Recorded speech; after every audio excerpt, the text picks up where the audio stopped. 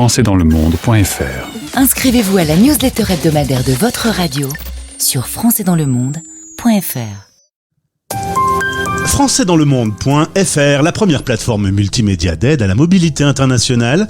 Bienvenue sur notre podcast, je suis Gauthier Seyss et j'ai le plaisir de passer 10 minutes avec notre fil rouge, Rachel Deméo, de retour en France. 10 minutes, le podcast des Français dans le monde. françaisdanslemonde.fr. Un rendez-vous que j'aime beaucoup, je retrouve Rachel qui a quitté, après 20 ans de vie aux USA, la Californie, pour revenir s'installer dans le sud de la France, en famille. Rachel, bonjour.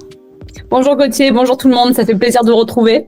En effet, l'idée c'était de décrypter le retour en France qui souvent est souligné sur notre antenne comme étant un moment qui peut être un peu difficile, mais aussi le plaisir de retrouver tes origines, ta famille, tes amis ici et de le faire découvrir aussi à ta famille. Ton mari est américain.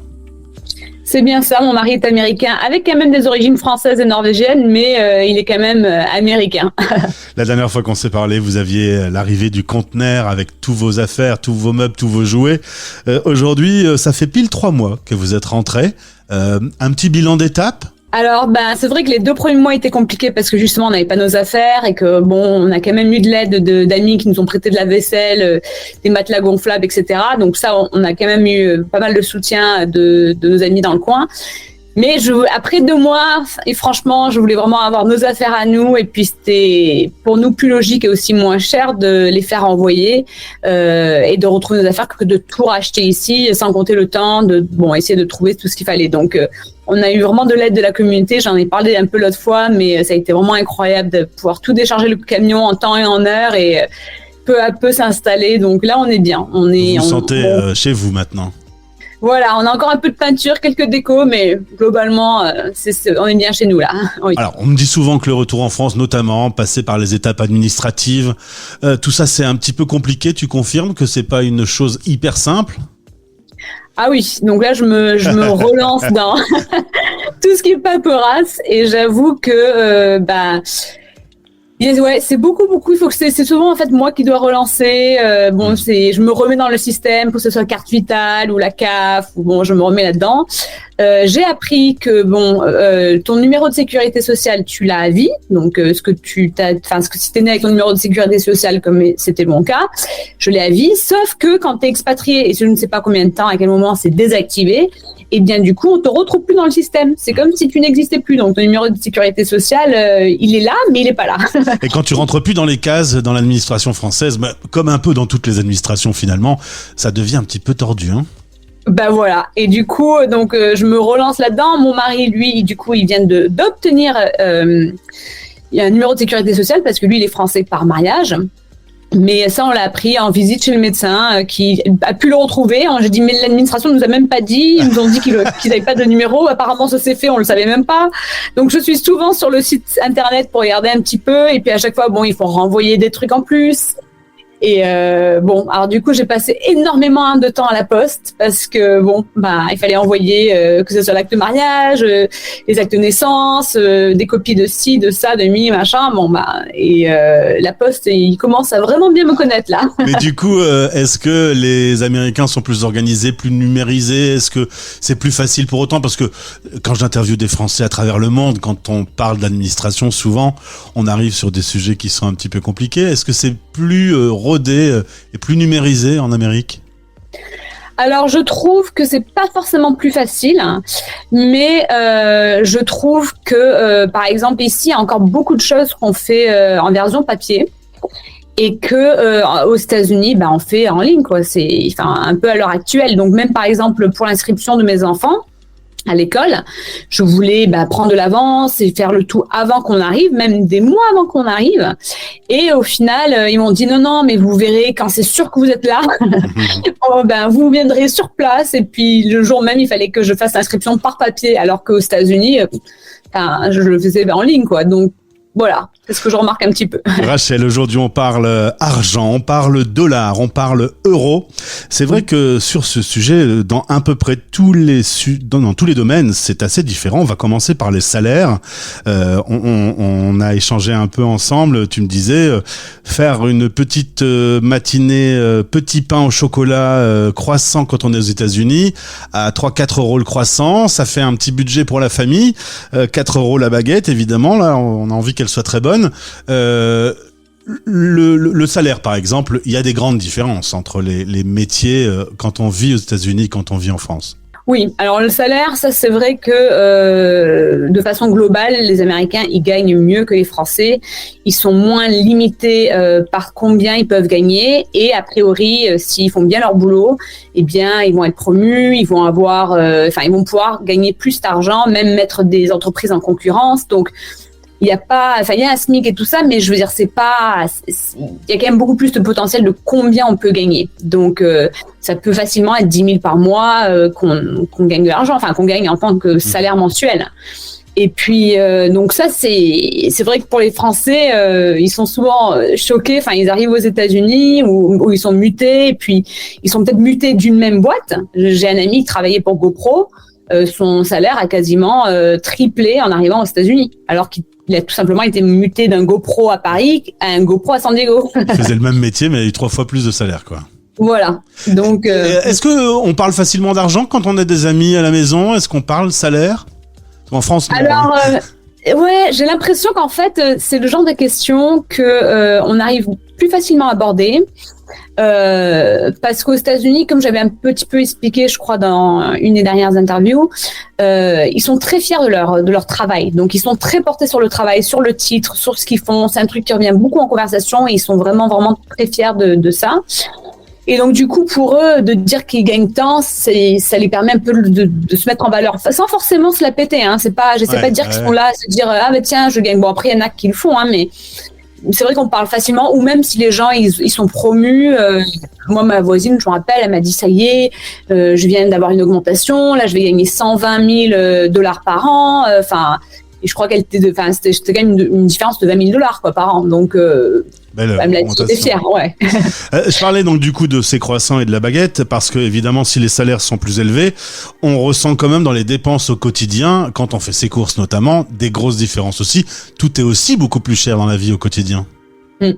Absolument. Donc, du coup, la grosse différence que j'aimerais souligner, c'est qu'on dépense plus aux États-Unis. Donc, même si là, je vois pas mal de Français qui vont râler par rapport au prix de certaines choses, aux États-Unis, globalement, il y a beaucoup de choses qui sont beaucoup plus chères. Bon, après, peut-être aller acheter une paire de baskets Nike, ça va être moins cher qu'en France, d'accord, ça je veux bien, mais le quotidien, que ça soit les factures chez le médecin, que ça soit les factures tout court, je dirais, moi je vois en comparaison maintenant avec mon forfait Orange, qui est quand même un des forfaits les plus chers, parce que c'est ce que j'ai besoin ici, je paye quand même un quart de ce que je payais aux États-Unis. Donc voilà, l'électricité aussi, bien moins, tout est moins cher, je dirais, plus ou moins. Tu m'avais parlé d'un détartrage qui t'était resté à travers de la gorge aussi. Oui, exactement. Donc oui, du coup, en termes de dépenses, aux États-Unis, on dépense beaucoup plus. Pour donner une petite moyenne en comparaison, j'ai une amie qui gagne 4 000 par mois, donc salaire, on va dire, plus ou moins normal, qui peut être à peu près normal aux États-Unis. Donc génial, on se dit, je pense que les auditeurs peuvent se dire, waouh, si moi je gagnais 4 000 par mois, ce serait incroyable. Sauf qu'il faut savoir qu'elle dépense 2 000 par mois pour mettre son enfant dans la garderie pour pouvoir aller travailler. Donc comme il n'y a pas d'aide, il n'y a pas de quoi que ce soit, eh bien c'est comme au final si elle gagnait 2 000 par mois. Justement, ces aides, on dit toujours que la France est un pays d'assistés. Maintenant, toi qui reviens dans le système français au bout de 20 ans et quand on entend tous ces débats à la télé, on doit faire des économies aujourd'hui, on veut limiter les aides, tu te dis, oui, c'est normal. Non, on n'est pas aidé aux États-Unis. Non, en fait, là où on peut potentiellement avoir des aides, c'est des bourses scolaires dans certaines universités, dépendant des compétences, dépendant de plein de facteurs, c'est assez subjectif même. Mais bon, à ce moment-là, on peut peut-être avoir des bourses, sachant que les études coûtent très très cher. Ouais. C'est pas comme donc bon, d'avoir ces aides pour nous aider à payer quelque chose qui sera un peu moins cher, c'est chouette. Mais sinon, il y a pas d'aide, que ça soit pour la garderie, pour des activités après l'école ou quoi. il n'y a pas d'aide, non. Mais Rachel, explique-moi, comment c'est possible qu'on puisse avoir une appendicite, devoir se faire opérer, que ça coûte $120 000? Comment on fait pour sortir $120 000? C'est la moitié de ma maison, je les ai pas. Comment on fait? On n'est pas soigné si c'est le cas? C'est ça que j'ai toujours du mal à comprendre. Moi, j'ai l'impression que les gens, en fait, ils s'endettent, donc ils ont pas mal de choses sur des cartes crédit, et que en fait, c'est un peu le même système quand on va au supermarché, qu'on nous propose une carte crédit. Si on va chez le médecin, ils vont dire mais vous pouvez faire un paiement en 7 fois. Donc c'est vraiment étrange. Et puis même moi, j'ai pas réussi à comprendre. Par exemple, nous, pour l'accouchement des 2 enfants que j'avais une mutuelle de $250 par mois, qui à l'époque était quand même très bien, qui devrait prendre tout en charge. Le premier, j'ai eu aucune complication. Enfin, tout s'est passé nickel. Vraiment, j'ai rien à dire. Ça m'a coûté $7 000 de poche après la mutuelle. Ah ouais, quand même, hein. Et le deuxième, malheureusement, j'ai fait une embolie pulmonaire, donc là, du coup, j'ai eu des complications, et même en nous battant dans le système, parce qu'on s'est dit, mais attendez, en plus, c'était une faute du médecin, enfin bon, bref, eh bien, on en a quand même eu pour 10 000 de poche. Donc, un mot sur les vacances aussi. Les vacances, on dépense beaucoup d'argent quand on vit aux États-Unis. Il faut quand même rappeler que en moyenne, on a 2 semaines de vacances par an. On a du mal, nous. Rappelons qu'en France, on a 5 semaines de congés payés. Ça fait que du coup, quand ils partent en vacances, ils dépensent beaucoup, quoi. Ils profitent. Voilà, ils vivent la vie en grand, que ce soit pour les vacances, pour les fêtes, n'importe quelle fête, que ce soit des fêtes d'anniversaire. Je te montre, Gauthier, même une photo d'amis même que j'ai, que ce soit un enfant qui a 5 ans ou 7 ans ou 10 ans ou 14 ans, enfin même pas forcément des chiffres importants, on va dire. Eh bien, c'est le gros panneau, vraiment que tout le quartier soit bien au courant que le petit, c'était son anniversaire et qu'il faut le fêter. Et vraiment, ils font ça en grand. Donc, nous, on a des amis, juste pour faire 2 jours à Disney, ils ont dépensé 8 000 pour une famille de 4. Ah ouais. Ils ont fait 2 jours. Tu veux me dire que les fêtes qu'on voit pour les anniversaires dans Desperate Housewives, c'est vraiment comme ça? Il y a les ballons, il y a les magiciens, il y a tout ça, quoi. Oui, pour le coup, ça, je dirais que c'est quand même véridique de ce qu'on voit à la télé, même s'il y a des choses qui peuvent être peut-être déformées. Là, pour le coup, c'est véridique. Et c'est vraiment qu'ils font ça en grand. Comme je pense qu'ils ont tellement peu de vacances, du coup, ils veulent profiter à fond. Ils veulent se mettre dans des centres de vacances où tout est inclus, que ce soit la bouffe. Enfin, ils veulent pas se dire, tiens, si on prend un Airbnb, on cuisine nous-mêmes et puis on essaie de faire ça et ça, on va économiser, puis on peut se faire ça 4 fois dans l'année. Ils veulent dire, non, on va faire ça en grand. Résultat, pour ce 3e épisode, puisqu'on parle d'argent, on gagne, on met un point pour qui? Pour la France ou un point pour les États-Unis? Alors, je dirais, puisqu'on a quand même parlé de 4 points différents, dont le salaire, les dépenses, les aides et puis aussi le mode de vie, etc. Je dirais le premier point de salaire, là, ce serait un point pour les États-Unis. Ouais. Mais je dirais que tout le reste, ce serait pour la France encore. C'est vrai, je suis pas contre. La prochaine fois qu'on se rencontre pour le 4e épisode, ce sera un peu plus polémique, parce que faut reconnaître que si tu as, pour l'instant, déroulé beaucoup d'avantages sur la France, il y a aussi des choses qui t'ont choqué. Ce sera donc le sujet dans un mois de notre prochain échange. Merci Rachel. Je te souhaite un bon début de printemps et d'avance un bon anniversaire. Merci beaucoup. Français dans le monde. Français dans